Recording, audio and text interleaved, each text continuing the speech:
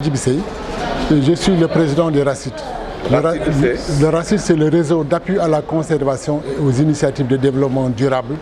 C'est un réseau qui regroupe 23 OCB au niveau de la réserve de biosphère transfrontalière du delta du fleuve Sénégal.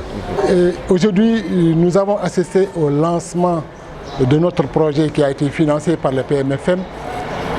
C'est avec un très grand plaisir que nous avons vécu cette journée qui a regroupé les services techniques, les communautés locales et les collectivités locales. Donc c'était un moment vraiment très agréable pour nous et qui a montré aussi la collaboration entre les services techniques, les collectivités locales et les communautés.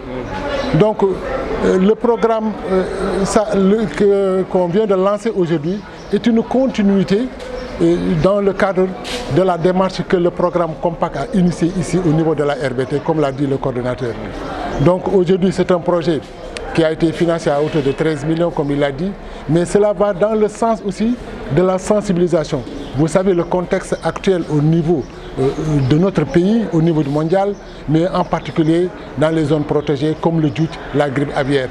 Donc nous avons préféré faire des activités de sensibilisation par rapport au contexte actuel, des renforcements de capacités et aussi faire des expositions au niveau de la foire et la journée mondiale aussi pour montrer à l'ensemble de la communauté sénégalaise ce que les populations font, leur expertise au niveau de la protection. Au-delà de ça, quel devrait être l'impact justement de vos actions à travers ce projet sur le quotidien des populations et sur le vécu de la zone? Le vécu de la zone, c'est que les populations prennent en charge carrément la prise en charge de leur propre environnement, comme on l'a toujours fait.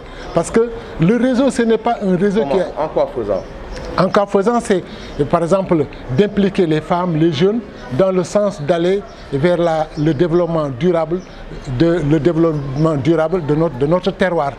Bon, parce que c'est un réseau qui n'est pas formé comme ça, parce que c'est un réseau dont les membres, les 23 OCB qui sont dans le réseau, ont acquis des expertises par rapport à chacune de ces organisations de base-là.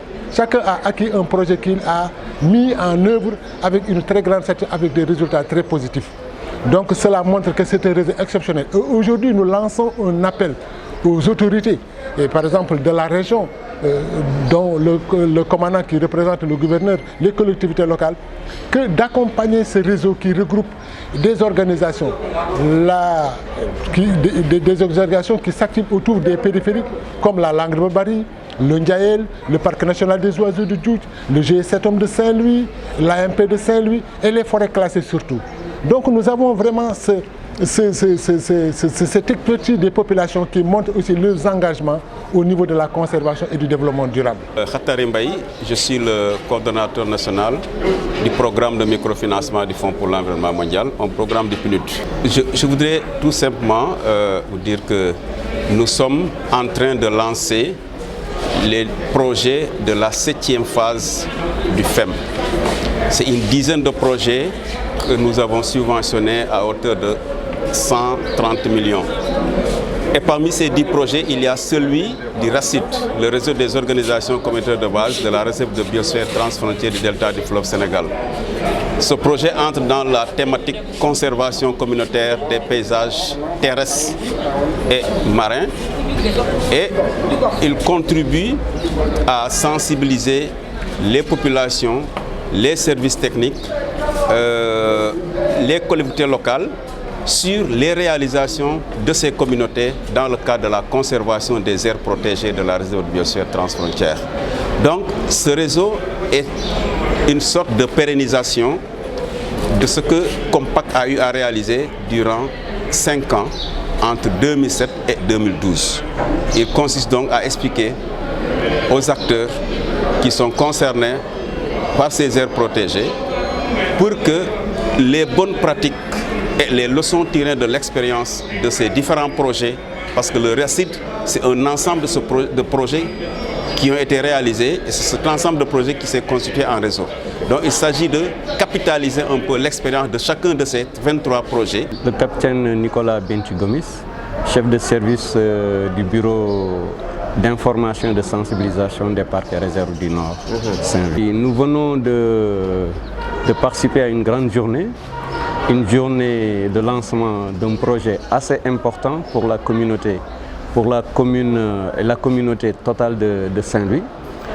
Alors, ce projet a son importance, d'autant plus que ça participe dans le développement des communautés locales, chose qui est très chère, n'est-ce pas, au gouverneur, parce que son souci c'est le bien-être de la communauté. Donc un tel projet est venu à son heure, d'autant plus que ça va rentrer dans le cadre de la lutte contre les disparités entre les parcs nationaux et la périphérie. Ça va dans le sens de régler certaines situations, diminuer les écarts entre la périphérie et également les aires protégées. Et donc, et du coup, ça fait participer à la population dans l'effort de conservation de ces ressources-là. Aujourd'hui, il n'est plus besoin de démontrer l'importance des services écosystémiques que rendent, n'est-ce pas, ces aires protégées à ces communautés-là. Et donc, l'implication totale de ces populations dans la gestion de ces aires protégées est aujourd'hui plébiscitée par ce projet-là. Donc, c'est pourquoi je dis que le projet est venu à son heure.